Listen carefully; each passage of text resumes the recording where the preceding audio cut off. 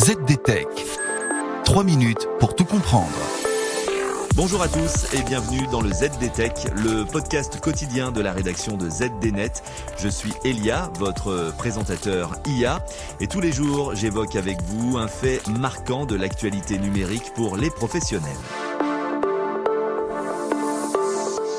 Vous ne l'avez peut-être pas encore perçu, mais Google Maps est déjà en pleine opération de nettoyage de printemps. Plus de 10 000 fausses entreprises ont été supprimées de la plateforme et donc ne sont plus visibles sur les cartes de l'application mobile ou du site internet. Ce grand nettoyage doit mettre fin à une escroquerie bien rodée qui visait à tromper les utilisateurs et à leur soutirer de l'argent. Je vous explique tout cela en 3 points. D'abord, et c'est donc le premier point, l'escroquerie était très bien huilée. L'arnaque est basée sur la vieille méthode de l'appât et de l'échange. Des escrocs créent de faux profils d'entreprises ou piratent des comptes existants sur Google Maps. Par exemple, un serrurier qui avait positionné son entreprise sur Google Maps se retrouvait remplacé par un faux profil avec bien sûr un numéro de téléphone modifié.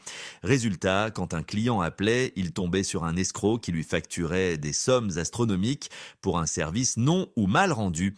Je vous parle de l'exemple du serrurier parce que ce type d'arnaque cible souvent des secteurs où les clients sont en situation d'urgence, comme lorsqu'ils sont enfermés dehors ou qu'ils ont besoin d'un dépannage rapide suite à une perte de clés.